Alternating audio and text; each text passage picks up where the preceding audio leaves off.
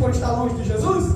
Porque a Bíblia diz aqui, pelo que estamos sempre de bom ânimo. No versículo anterior diz que Deus nos deu o seu Espírito Santo, o Consolador. Jesus disse: se eu não for, o Consolador não virá. Não fique triste, eu vou, mas o Consolador também virá. E Ele vai consolar vocês. E por isso vocês estão alegres aqui, mesmo sabendo que Cristo está em corpo presente aqui com vocês. Aleluia. Mas Paulo está dizendo: mas enquanto nós estivermos no corpo, nós estamos longes, ausentes do Senhor Jesus.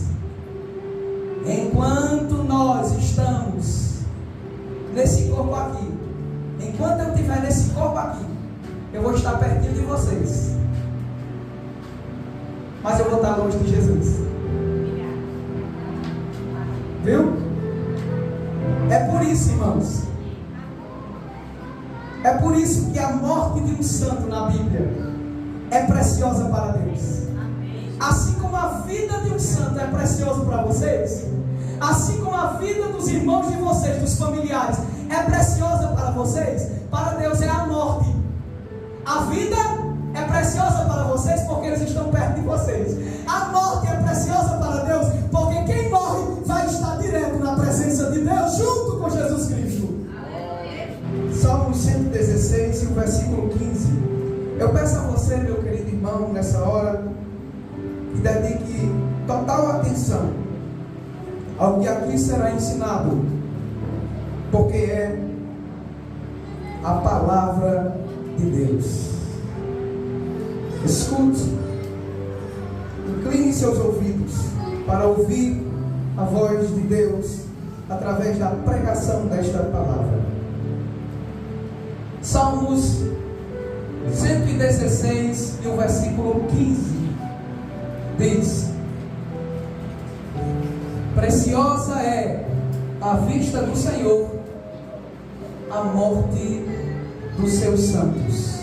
Aumente um pouquinho mais aqui, eu acho que está faltando grave. Deixa eu ver alguma coisa. Preciosa é à vista do Senhor a morte dos seus santos. Meus irmãos, a morte é algo que assusta muito as pessoas. Ninguém está acostumado com a morte. A Bíblia diz que Deus colocou a eternidade no coração do homem. Lá em Eclesiastes capítulo 3, no versículo 11. Coloque na versão King James. Eclesiastes capítulo 3 e o versículo 11. O sábio Salomão, ele disse: Deus fez tudo formoso em seu tempo. Também colocou no coração do homem o desejo profundo pela eternidade. O ser humano tem um desejo profundo pela eternidade. Ele sabe que existe mais do que essa vida. Ele almeja mais do que essa vida. Portanto, o ser humano, ele espera por algo muito mais duradouro do que essa vida temporal, essa vida passageira. A morte, nas Escrituras Sagradas, segundo os ensinos da Palavra de Deus, é a consequência do pecado de Adão. Por causa do pecado de Adão, essa doença chamada pecado afetou toda a raça humana e até toda a criação ficou sujeita à maldição.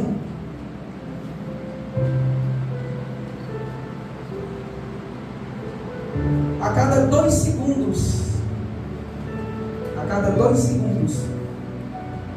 morre uma pessoa. A cada 2 segundos.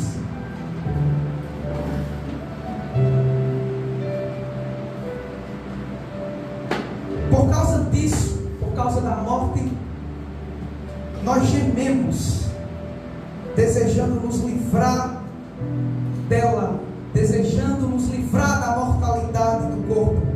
Lá em 2 Coríntios capítulo 5 e o versículo 4 está escrito: Pode colocar normal agora. Versão normal. Porque também nós, os que estamos neste tabernáculo, ele chama aqui o corpo de tabernáculo, é a habitação da alma, é como uma tenda. Ele diz, porque também nós, os que estamos neste tabernáculo, nós gememos, carregados, não porque queremos ser despidos, nós não queremos mais sair do corpo. O que nós queremos é ser revestidos, para que o mortal seja absolvido pela vida. Ou seja, existe algo que nós desejamos, a completude do propósito de Deus. Deus fez-nos constituídos de espírito, alma e corpo, e nós desejamos estar por inteiro transformados. Nós queremos que o nosso corpo seja glorificado. Enquanto isso, nós estamos gemendo, desejando que esse dia chegue. Desejando que este dia chegue. As enfermidades, as doenças. Quantos cristãos não sofreram com câncer, diabetes, outros problemas que trouxeram sofrimento por dias, por meses, por anos, sentindo dores, gemendo em seu corpo, desejando um dia em que o seu corpo mortal será revestido da imortalidade. No entanto, apesar de a morte ser algo bizarro, ser algo anormal, porque isso é consequência do pecado, a Bíblia nos aconselha a entendermos isso, a morte, a partir da perspectiva de Deus. Se nós entendermos a morte a partir da perspectiva de Deus, nós cristãos seremos mais felizes. Da perspectiva de Deus, a morte de um santo, como está em Salmos 116 e o versículo 15, é algo precioso e de grande valor. Olha que interessante. É precioso para Deus, é valioso para Deus a morte de um santo. Nós não devemos entender aqui a palavra santo como significando alguém que não comete pecados. Só Cristo que não cometeu pecados. Mas santo é alguém que, apesar de seus pecados, por crer em Cristo Jesus, ele é constantemente purificado de toda mancha de pecado. Se eu olhar para você, eu posso dizer que você é um santo. Se você olhar para mim, você pode dizer que eu sou santo. Mas você vai ter em mente muitas falhas e pecados que eu cometi. Mas através do sangue de Jesus Cristo, todos os dias, toda hora, a cada minuto, a cada segundo que um pecado e uma falha é cometida, o sangue de Jesus Cristo nos purifica de todo o pecado. Por causa da morte de Cristo e da sua obra intercessória, é que nós somos santificados e por isso nós somos chamados santos. Nós não somos santos, irmãos. Não é por nós mesmos. É pela obra de Cristo. É assim que nós somos santificados. Glória a Deus. Eu, quando criança, na denominação em que eu fui criado, eu vivia constantemente com medo. Eu vivia constantemente com medo, porque eu pensava e eu aprendi dos pastores anteriores que se nós fôssemos pegos de repente em alguma falha, em alguma ofensa, na vinda de Jesus Cristo, nós ficaríamos. Você é um cristão, aí luta a sua vida inteira. Luta contra o pecado a vida inteira. Aí de repente você tem o azar de no dia da vida de Jesus, você brigar com o irmão. Ficou com raiva dele e você ficou. Toda a sua vida anterior não serviu de nada. Você recebe a salvação pela sorte. Se no dia você tiver ok, você sobe. Se no dia não estiver, você fica. Eu entendia que se eu fosse pego de repente na morte, tá lá dois irmãos brigando. Dois irmãos brigando na rua, passou o carro, pum, bateu, morreu. Foi para o inferno porque brigou. A salvação dependendo de obras humanas. Era assim que eu pensava. Mas eu entendi que as minhas obras, elas são insuficientes para me tornar santo. As minhas obras são insuficientes para me tornar justo. Eu sou santo. Se eu morrer, ou se a vinda de Cristo for agora, ou daqui a pouco, há até pecados que eu nem lembro mais. Eu deixei passar e nem lembro mais. Mas Deus, Ele conhece a minha vida. Ele sabe que o meu coração está cheio de fé em Cristo Jesus. E por causa disso, eu estou sendo constantemente purificado de todos os meus pecados. E se no momento da vida de Cristo eu for encontrado em alguma falha, isso pode ser resolvido até no tribunal das obras. Mas eu tenho certeza que eu vou partir para a glória para estar com Cristo Jesus. Porque não são as minhas obras que vão me salvar. Você vai ver um exemplo. A igreja de Corinto. O que dizer da igreja de Corinto, irmãos? Ela é uma igreja espiritual ou carnal? Quem pode dizer? A igreja de Corinto era espiritual ou carnal? Carnal. Carne viva. Era a igreja de Corinto. Vamos ver? 1 Coríntios capítulo 3 e o versículo 3. Olha o que está escrito.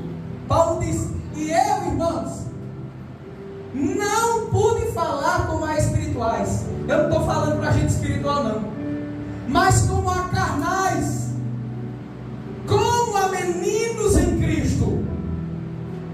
Eles eram cristãos carnais, cristãos que estavam brigando. Bota aí o próximo versículo para ver se é ele. Aqui ó, porque ainda sois carnais, pois havendo entre vós inveja, contendas, dissensões. Vocês não são porventura carnais e não estão andando segundo os homens? Olha a situação da igreja de Corinto. Era uma igreja carnal, irmãos com contendas, irmãos com invejas, com dissensões. Estava vivendo essa vida na igreja. Era essa a vida que os irmãos tinham na igreja. Mas sabe como Paulo se dirige a essa igreja? 1 Coríntios capítulo 1 e o versículo 2. Olha o que Paulo diz. Capítulo 1 e o versículo 2. Paulo escreve dizendo: a igreja de Deus, chamando esses crentes carnais de igreja de Deus, que está em Corinto. Atenção! Aos santificados em Cristo Jesus, chamados santos. Não são as minhas obras que me tornam justo, é a obra de Cristo pela minha vida que me tornam justo. É a obra de Cristo. As nossas obras, elas são apenas participação. Nós somos meninos engatinhando, tentando imitar o nosso pai. Tem uma criancinha que ainda está aprendendo a andar e o pai diz: faça assim. Aí a criança vai andando, cambaleando, cai no chão, vai engatinhando. É isso que nós somos. Um monte de crentes pecadores, vários, tentando imitar a santidade de Deus. Mas se dependesse de nós, estaríamos condenados. Ainda bem que não depende de mim. Ainda bem que não depende de mim. Eu tenho pena dessas religiões que as pessoas acham que que pode ser salvo pelas suas obras. Terríveis dessas pessoas. Quantas obras ela tem que fazer? Acha que é por dar esmola a um pobre, por 1 quilo de açúcar, 1 quilo de feijão? Acha que a salvação é barata desse jeito?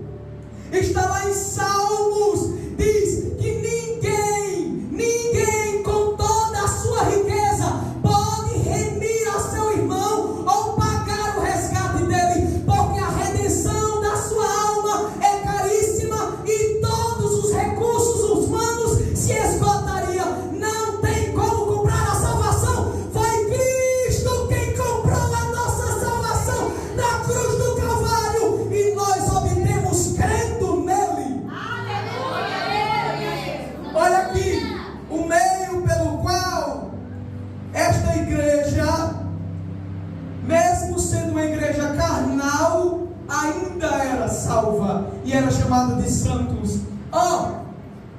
Aos santificados em Cristo, chamados santos com todos os que em todo lugar invocam o nome de nosso Senhor Jesus Cristo. Olha aí, todo aquele que invocar o nome do Senhor será salvo. Eles eram salvos não pelas obras, porque eles eram carnais, cristãos imaturos, meninos cheios de falhas, mas eles eram salvos porque eles creram em Cristo, invocaram o seu nome e Ele os salvou dos seus pecados. Por crermos em Cristo Jesus e por invocarmos o nome dEle, é que nós somos santos, não pelas nossas obras de justiça, pois elas sempre serão insuficientes para atingir os padrões de Deus. Veja Lucas capítulo 22, versículo 31 e 32. Lucas 22, 31 e 32. Olha só aqui um exemplo nas Escrituras Sagradas. Simão Pedro, um crente. Olha a situação desse crente. Disse o Senhor, Jesus disse a Simão: Simão, eis que Satanás vos pediu para vos cirandar como trigo. O diabo pediu para ele cirandar com vocês como trigo, através das tentações, pecado, da última hora, a hora difícil de Jesus. Olha o próximo versículo 32. Jesus disse: mas eu roguei por ti. É por causa da obra de Cristo, tanto a morte de Cristo, como também o seu sacerdócio eterno. Porque quando nós falhamos, depois de salvos, Cristo ainda está lá no céu, intercedendo ao Pai por nós. E Jesus disse a Pedro mostrando, querendo mostrar uma valentia: por ti eu daria minha vida. A Jesus disse: oh Pedro, o diabo pediu para se andar com vocês todos, mas eu roguei por você, Pedro. Eu roguei ao Pai por você. Para quê? Para que a tua fé não desfaleça nesse momento. Para que quando tu estiver me traindo, para que quando você estiver me negando, você não perca a sua fé e se desvie, deixe de ser crente, deixe de ser um salvo. Aí Jesus disse: tu vai pecar, tu vai me negar 3 vezes, mas eu estou rogando ao Pai para que você não deixe de ser um crente. Glória a Jesus. Mesmo quando os cristãos cometem falhas, antes mesmo deles se arrependerem e pedir perdão, Cristo está junto ao Pai, intercedendo e dizendo: não deixe, Pai, que ele perca a fé, que ele deixe de ser crente, que ele deixe de ser um salvo. Glória a Deus, aleluia. É por isso que nós podemos confiar que, se for o dia da vida de Cristo e nós tivermos alguma falhinha ali, pegos de surpresa, vamos subir pela obra intercessória de Cristo e pelo seu sacrifício na cruz do Calvário. A nossa fé não é perdida. Parece estranho, irmãos. Aumenta um pouquinho mais às vezes. Parece estranho a Bíblia falar que a morte de um santo é preciosa para Deus. Não parece estranho, irmãos? Agora imagine Deus achando estranho vocês, vocês achando estranho o fato de a morte de um justo ser precioso. Imagine a perspectiva de Deus. Por quê, irmãos? Porque da perspectiva humana, a vida dos nossos amigos e familiares é preciosa para nós. Essas pessoas são preciosas. O irmão Oséias é precioso para mim, é precioso para a irmã Flavinha, é precioso para esta igreja. Todos nós somos preciosos uns para os outros em vida. Morreu não tem utilidade mais para nós. E por isso nós queremos essas pessoas presentes conosco, não é? A morte dessas pessoas para nós significa ausência. Essas pessoas tão queridas, quando elas morrem, não estarão mais conosco. Então a vida delas é preciosa. Eu quero que ela viva para que ela continue comigo. Eu quero que minha esposa viva para que ela esteja comigo até a velhice. A vida dela é preciosa para mim. Ela é preciosa em vida, porque senão, após a morte, ela estará ausente de mim. Eu sentirei falta. No entanto, irmãos, nós estamos vendo as coisas desta forma porque nós estamos pensando em nós mesmos, como se os nossos interesses fossem mais importantes do que os interesses de Deus. O meu interesse é que o irmão continue vivo, que ele continue ainda aqui comigo. É o meu interesse. Os meus interesses são esses. Mas nós não estamos pensando nos interesses de Deus. Romanos capítulo 11 e o versículo 36 está escrito: porque dele tudo vem dele, porque tudo vem dele e permanece por ele. E as coisas que vêm dele e permanecem por causa dele, por ele, também foram feitas para ele. É dele, permanece por causa dele, e essas coisas são para ele. Seus filhos, seus esposos, é dele. Você não é seu. Você é dele. Você é dele. Você permanece ainda porque ele te sustenta. E você está aqui para a glória dele. Nós estamos querendo para nós o que é dele. Nós estamos pensando nos nossos interesses e não nos de Deus. As suas coisas você as adquiriu com seu próprio esforço. Você mantém essas coisas com seu esforço e para seus propósitos. Mas as coisas de Deus, foi Ele quem criou, é Ele quem sustenta, e é para Ele, é para os propósitos dEle, é para a glória dEle. Nós devemos entender que todas as coisas foram feitas para o propósito final de glorificar a Deus. Todas as coisas, preste atenção no que eu estou dizendo, todas as coisas foram feitas para o propósito final de glorificar a Deus. É a glória de Deus que deve estar em vista, não é seus interesses, não é o seu próprio prazer, mas é o prazer de Deus que criou, mantém todas as coisas e está levando aos seus eternos propósitos. Jó entendia isso, que todas as coisas foram feitas com o propósito final de glorificar a Deus. No capítulo 1 e o versículo 21 do livro de Jó, sabiamente ele afirmou, ele disse: nu eu saí do ventre da minha mãe. Você sabe o que isso? Sabe o que ele quer dizer com isso? Quando foi dito, amaldiçoa Deus e morre, ele tirou tudo de você. Jó disse assim: nu eu saí do ventre da minha mãe, eu não tenho nada. Quando eu vim a este mundo, eu vim nu, nem roupa tinha que eu pudesse dizer assim, é minha, fui eu que conquistei, essas coisas são minhas. Jó disse, eu vim nu, nada é meu, é de Deus, e nu eu retornarei sem nada.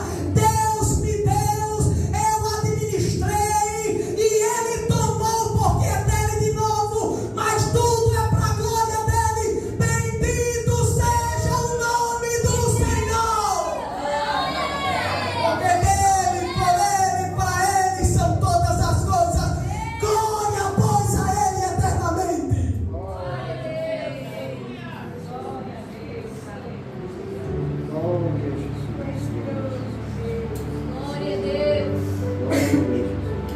O apóstolo Paulo também compreendeu isso.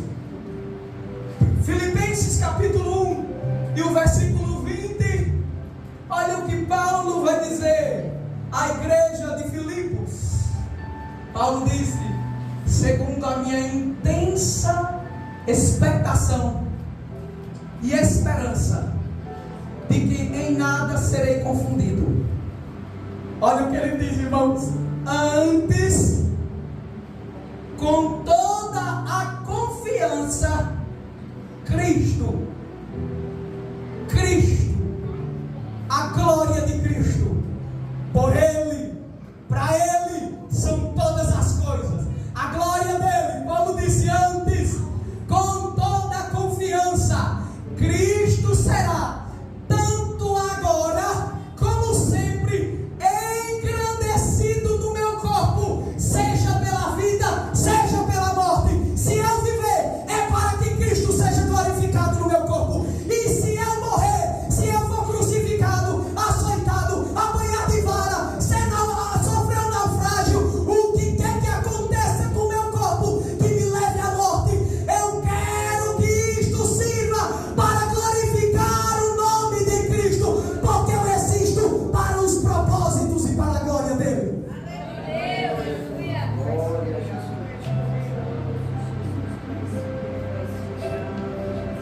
Se você entender isso, você será mais feliz. Agora veja a perspectiva de Deus. Quando um amigo ou um familiar nosso morre, nós nos entristecemos pela sua ausência, não é verdade?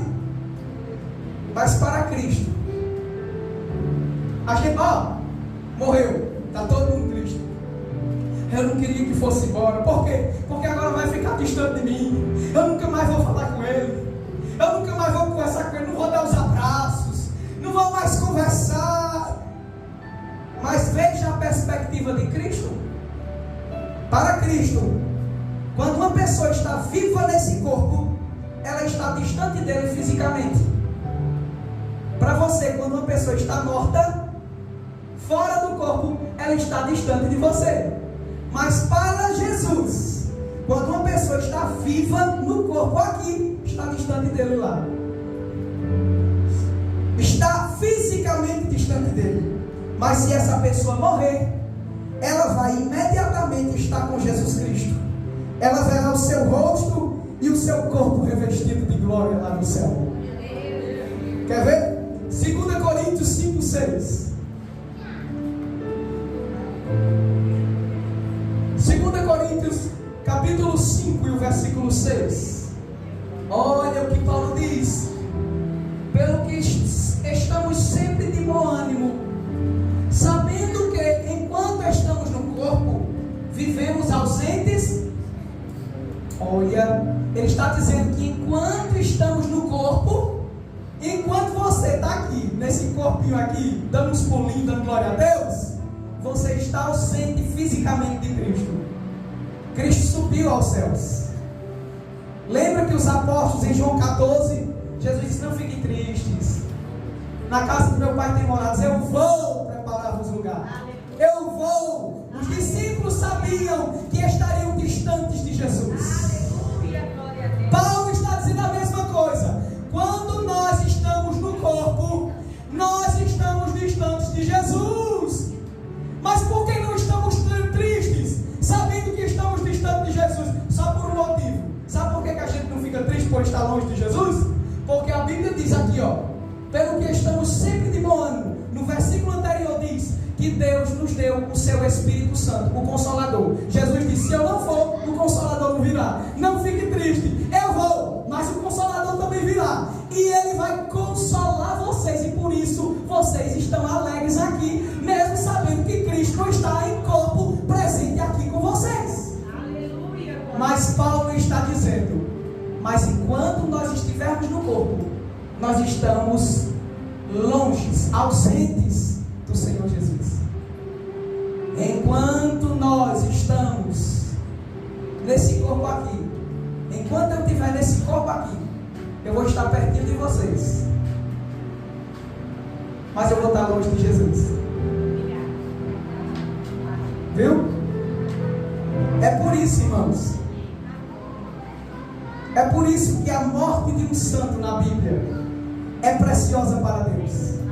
Assim como a vida de um santo é preciosa para vocês, assim como a vida dos irmãos de vocês, dos familiares, é preciosa para vocês, para Deus é a morte.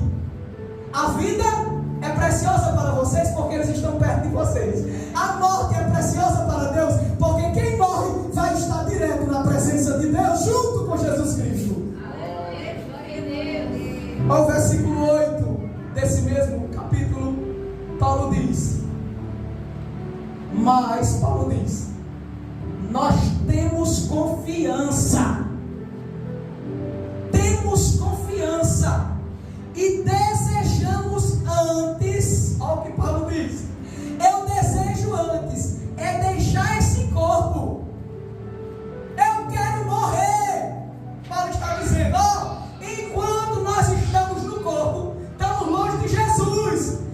Mas eu quero é você perto de mim. Aí o crente que entende a verdade do Evangelho diz: eu quero é estar pertinho de Jesus. Eu gosto de você, é bom estar pertinho de você, mas melhor ainda é a gente estar pertinho de Jesus. Aí Paulo disse: eu tenho confiança, eu creio nisso. Eu não sou um crente indeciso, que se eu morrer eu não sei para onde vou, eu tenho medo. Será que o céu é bom? Será que vai dar certo lá? Eu não sei quando eu morrer. Não, Paulo disse: eu tenho confiança, tenho certeza, e eu desejo antes é morrer, deixar esse corpo para habitar com o Senhor. Eu confio nisso.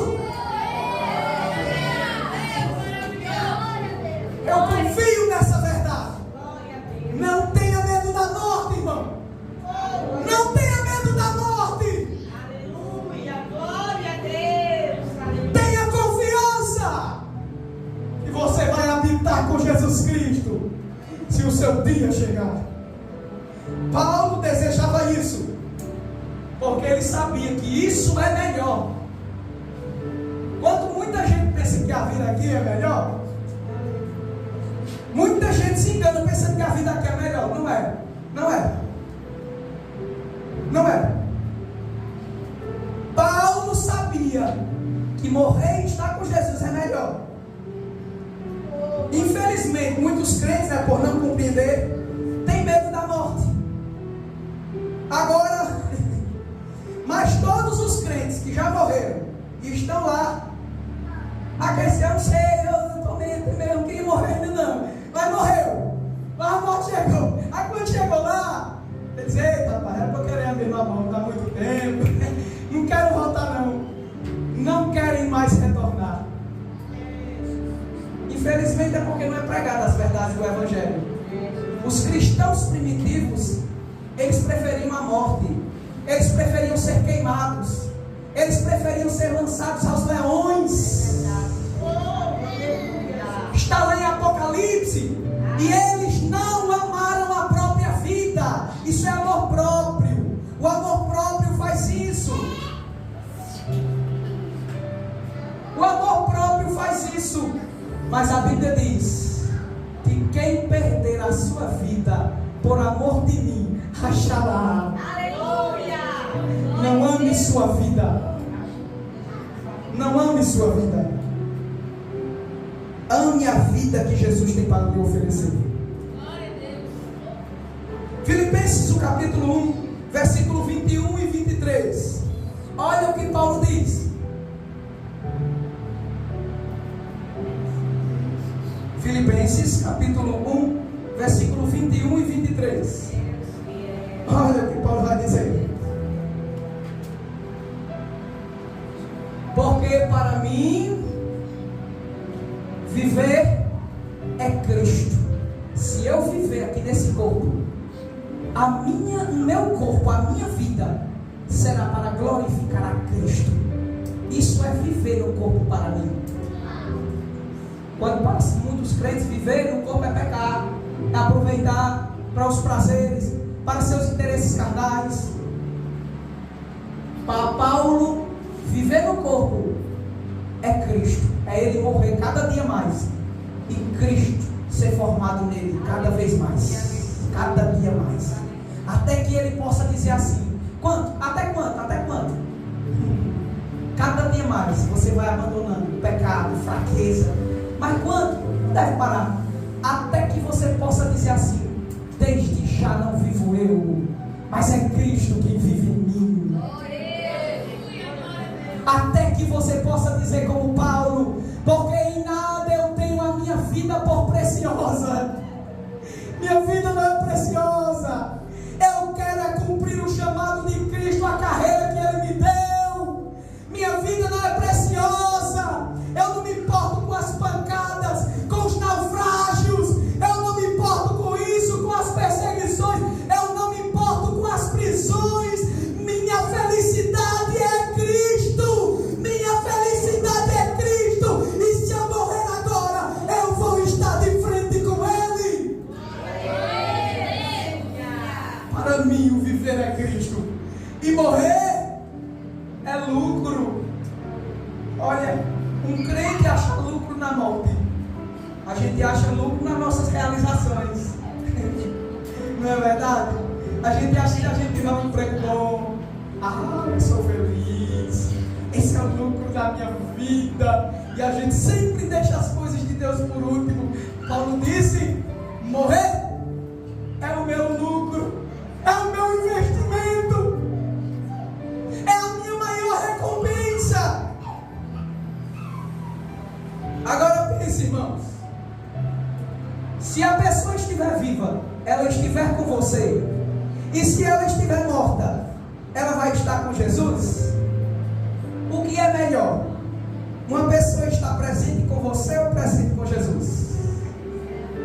O que é melhor? Estar presente com você ou presente com Jesus, irmão?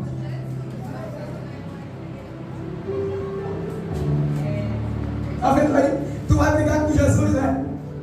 Tu vai brigar com Jesus. Jesus disse: se estiver vivo, está ausente de mim. Aí você disse: mas se estiver vivo, está presente comigo.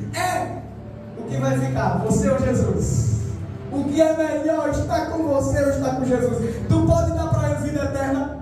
Tu pode dar para o teu amigo, para os teus parentes, saúde. Tu pode dar para os teus amigos, teus parentes, a felicidade duradoura. Não pode. Só Jesus pode dar vida eterna. Só Jesus pode encher a alma de alegria. É melhor estar com Jesus do que estar com você. Pense um exemplo, uma ilustração de uma mãe que chora e abraça o seu filho se despedindo dele. Aqui no sertão é muito comum. Muitos filhos vão para São Paulo trabalhar, né? Corte cana. As mães vendo os filhos saindo a primeira vez. Quantos meses vou passar sem ver meu filho, né? Começa a chorar. Então pense em uma mãe que chora e ela abraça o seu filho se despedindo dele, porque ele terá que ir embora e morar em outro país, pois ele conseguiu um bom emprego que mudará toda a sua vida. Essa mãe, ela sente um pouco de tristeza pelo fato de que seu filho ficará ausente dela por muito tempo, mas ao mesmo tempo ela está alegre e orgulhosa, porque ela sabe que isso é o melhor para o seu filho. Quantas mães não choram pelos seus filhos, abraçam eles, dando um tchau, e ele vai passar meses longe, não é? Mas ela sabe que esse é o melhor para ele. Está aqui um filho, precisa ir embora, vai para outro país, mas tem um emprego que vai mudar a sua vida, e ela está chorando de tristeza, mas ao mesmo tempo ela está orgulhosa e sabe que isso é o melhor para o filho. E por causa disso, ela tem que dar um tchau para o seu filho. E na ausência do seu filho, ela se consola. Como? Com a esperança de um dia receber a visita do seu filho, ou então ir até ele para visitá-lo. Não é verdade? Assim também, irmãos, nós devemos nos sentir com a partida de um irmão. Nós devemos nos sentir assim com a partida de um crente. Nós devemos nos alegrar, porque eles foram e agora eles estão diante de Jesus na glória. João capítulo 14 e o versículo 28. João 14, 28. Jesus disse para os seus discípulos que ia embora. Ele ia para o Pai. Os discípulos ficaram tristes. Jesus diz: vocês ouviram o que eu vos disse, eu vou e venho para vós. Jesus disse: eu vou, mas eu venho. Mas mesmo assim, eles ficaram tristes. A dor da partida. Aí Jesus disse: vocês ouviram que eu disse que vou. Eu vou para o Pai, não é para qualquer pessoa não. Eu vou para o Pai e ainda mais, eu ainda venho. Vai passar um tempinho, mas eu venho para vocês. Eu tenho que ir. Aí Jesus disse: ó, se vocês me amassem, desejariam o melhor para mim. Como aquela mãe que ama seu filho, é o melhor para o meu filho. Ele vai embora, vai passar anos, mas a vida dele vai ser mudada. Jesus disse: se vocês me amassem, ficariam alegres, porque eu disse que vão para o Pai. O amor dos irmãos de vocês, o amor que vocês têm aos irmãos de vocês, o amor que vocês têm aos familiares, não deve ser um amor egoísta, de dizer: eu não quero, mas é o melhor para mim, mas eu não quero, não vá. Não. Se você amar, você vai sentir a tristeza da partida, mas ela não vai ser maior do que a alegria de você saber que Ele está junto de Cristo Jesus. Atos capítulo 7, o versículo 59. Está escrito, Atos 7, 59. Estevão, enquanto Estevão estava sendo apedrejado por aqueles homens, Estevão estava orando, dizendo: Senhor Jesus, receba o meu espírito. A morte de Estevão foi o passaporte direto para estar com Jesus Cristo. Receba meu espírito, Jesus. Não imputes a esses homens pelos pecados deles, não pune eles pelos pecados, não culpe eles pelos pecados deles, não. Mas Jesus, receba o meu espírito. Eu quero ir para junto de ti, para a tua presença. Eu quero estar contigo.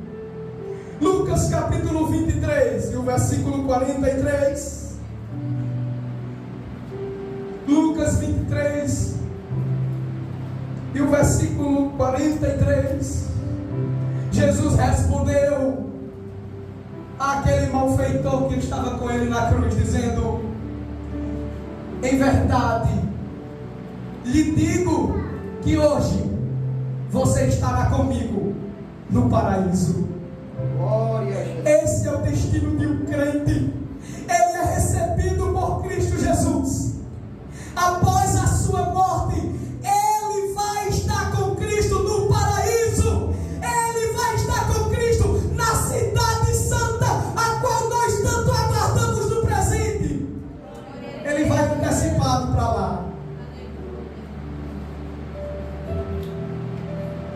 ausência desses irmãos que morrem, nós não devemos ser tomados por tamanha tristeza, mas nos consolar na expectativa de que um dia nós nos reencontraremos no céu com Ele. Essa expectativa está lá no Antigo Testamento, 2 Samuel, capítulo 12, versículo 15 e depois o 18 por diante. Olha o que aconteceu. Davi, 2 Samuel 12, 15. Davi teve relações com a esposa de Urias e teve um filho com ela. Aí olha o que aconteceu. E o Senhor feriu aquela criança. A criança ficou doente. A criança que a mulher de Urias dera a Davi. E a criança adoeceu gravemente. Versículo 18. E sucedeu que no 7º dia aquela criança morreu. E os servos de Davi ficaram com medo. Por quê? Porque Davi, quando a criança estava doente, Davi ficou de jejum. Ele não comia nada. Passou 7 dias sem comer nada, só bebendo água. 7 dias jejuando até receber a notícia da criança, porque ele tinha expectativa de que a criança viveria. Ele orando por ela, pedindo a Deus por ela. E sucedeu que ao 7º dia morreu a criança. E os servos de Davi ficaram com medo de falar para ele que a criança estava morta, porque dizia: eis que sendo a criança ainda viva, lhe falávamos, porém ele não dava ouvido à nossa voz. Como, pois, é que nós vamos falar para ele que a criança está morta? Por que mais lhe afligiria? Nós vamos afligir o rei. Próximo versículo. Viu, porém, Davi que os seus servos falavam baixinhos. Ele desconfiou. E entendeu Davi que a criança estava morta. Pelo que disse Davi aos seus servos: ela está morta? A criança morreu? E eles disseram: sim, ela morreu. Próximo versículo ao que Davi fez. Davi então se levantou. Acabou o jejum, acabou a oração. Davi se levantou da terra e se ungiu, passou óleo nos cabelos e mudou de roupas. Não, cabelo assanhado mais não. Ungiu o cabelo, vestiu roupas, outras roupas, e entrou na casa do Senhor e adorou a Deus. Glória, pois, a Ele, porque dele, por Ele, para Ele são todas as coisas. Tudo tem por fim a glória de Deus. E ele adorou ao Senhor. E então, quando terminou a adoração, ele foi para a sua casa e pediu pão. Agora eu quero comer. E lhe puseram pão e comeu. Próximo versículo. E disseram-lhe os seus servos: oxe, o que é isso que fizeste? Porque pela criança viva tu jejuaste e choraste. Tu não era para jejuar e chorar muito agora que ela morreu, para essa criança viver. Porém, depois que morreu a criança, tu te levantaste e comeste pão. Próximo versículo. E disse Davi: olha, vivendo ainda a criança, enquanto a criança estava viva, eu jejuei e chorei, porque eu dizia comigo mesmo: quem sabe se Deus não se compadecerá de mim e curará a criança, fazendo ela viver. Enquanto ela estava viva, eu tinha esperança, e eu orava, jejuava, pedindo para que Deus restaurasse o meu menino, meu filho. Aí Davi disse: porém agora que ela está morta, o que jejuaria eu? Poderei eu fazê-la voltar? Será que eu tenho poder para fazer a criança voltar? Davi disse: eu um dia vou ter com ela, mas ela não vai voltar para mim. Não tem como esse menino voltar para mim, mas um dia eu vou me encontrar lá com ela. É assim que nós devemos nos consolar, com a perca dos nossos entes queridos. Na ausência deles, devemos nos consolar na expectativa de que um dia nós nos reencontraremos com eles no céu. Vamos nos reencontrar com essas pessoas no céu. Se não for por meio da morte, que foi o caso de Davi, quando eu morrer eu vou ter com ela. Ela não vem mais dos vivos não, mas eu, na morte, eu vou encontrar com ela. Se não for dessa forma, tem outra. Está lá em 1 Tessalonicenses, capítulo 4, versículo 13 até o 18. Olha o que Paulo vai dizer. Irmãos, qual é a primeira forma de se encontrar com os nossos parentes? Morrendo. E a gente não deve ter medo de morrer não, viu? Paulo disse, o meu desejo é morrer para estar com Cristo. É muito melhor. Mas se não for pela morte, tem outra forma. Está aqui. Paulo disse, irmãos, eu não quero que vocês sejam ignorantes acerca dos que morreram, dos que já dormem, para que vocês não fiquem tristes como os demais que não têm esperança. A tristeza do ímpio é uma tristeza sem esperança. A nossa é só de um até logo. É igual a de uma mãe, até logo meu filho. Vá viver a sua vida, vá trabalhar, conquiste, e um dia nós vamos nos ver de novo. Eu estou na esperança. A do crente, a esperança do crente é do mesmo jeito. Até logo meu irmão, até logo meu irmão. Você morreu e está com Cristo, mas um dia nós nos veremos de novo. Paulo disse, para que vocês não fiquem tristes como aqueles que não têm esperança. Próximo versículo, Paulo diz, porque se nós cremos que Jesus morreu e voltou dos mortos, ressuscitou, assim também, do mesmo jeito, os que em Jesus dormem, os que morreram, Deus, no dia do arrebatamento, tornará a trazer com Ele. Quando Jesus vier, no dia do arrebatamento, quando Jesus descer, os espíritos dos justos descerão juntamente com Ele e voltarão para os sepulcros, retornarão para os seus corpos e sairão dos sepulcros em corpos transformados. Olha que notícia maravilhosa, meus irmãos. Próximo versículo, Paulo explica como vai ser isso. Ele diz, nós, os que estivermos vivos por ocasião da vinda do Senhor, nós não vamos ser arrebatados primeiro do que os que morreram, não.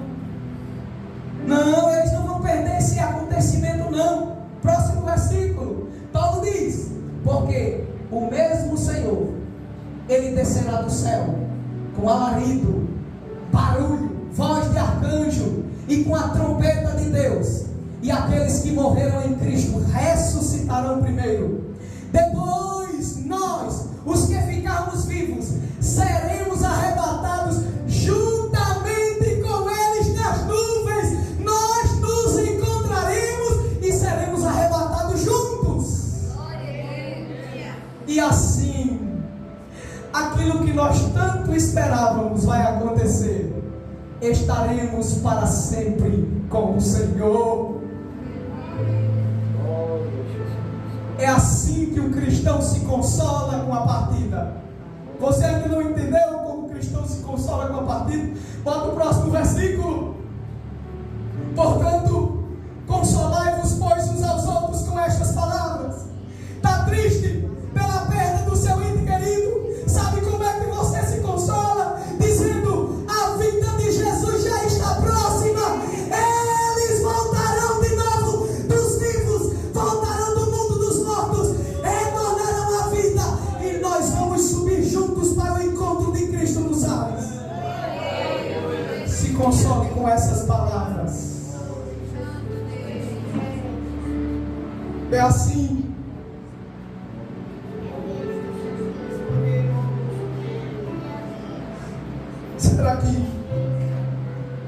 Será que nós entendemos, irmãos, o prazer que é o céu? Vou ficar aqui. Será que nós conseguimos entender que a nossa felicidade é Cristo? Nós nos entristecemos com a perda dos nossos queridos, entes queridos. Mas elas não abalam, essas perdas não abalam nossa fé. Elas aumentam a nossa expectativa. Elas devem aumentar a nossa expectativa de que Deus cumprirá as suas promessas, de que um dia nós veremos estes santos, nós veremos os nossos familiares, encontraremos com Ele na eternidade, e o melhor de tudo, nós veremos Jesus Cristo, aquele a quem tanto sonhamos, aquele a quem tanto desejamos e esperamos. E mais, não haverá mais adeus, não haverá mais um até logo. Nós estaremos para sempre com o Senhor, para sempre estaremos com o Senhor. Não haverá mais distância nossa entre nós, os nossos amigos, irmãos, e entre entes queridos, e nem haverá mais distância entre nós e Cristo. Estaremos juntos com Ele na glória, na eternidade. Não haverá mais separação, não haverá mais choro, tristeza vai cessar. Se consome com estas palavras, e à medida que a tristeza quiser assolar o teu ser, te lembra que a vinda de Cristo está mais próxima do que você pensa. É só um pouquinho de tempo, e aquele que está para vir virá e não tardará. Se a vinda dele não tardará, o nosso encontro com os nossos familiares, o meu encontro com a minha mãe que faleceu já há bastante tempo, isso está pertinho de acontecer. Eu verei ela novamente, reconhecerei ela, eu lembrarei do papel dela aqui nesta terra, que foi a minha mãe, que cuidou de mim, ensinou os princípios bíblicos, e eu vou ver e entender que o meu Deus, Ele cumpre as suas promessas, e que a minha esperança não é vazia. Eu verei Jesus, eu verei os meus amigos, eu verei os meus irmãos, e viveremos para sempre juntos, de eternidade a eternidade, com Cristo Jesus, em eterna felicidade. Amém?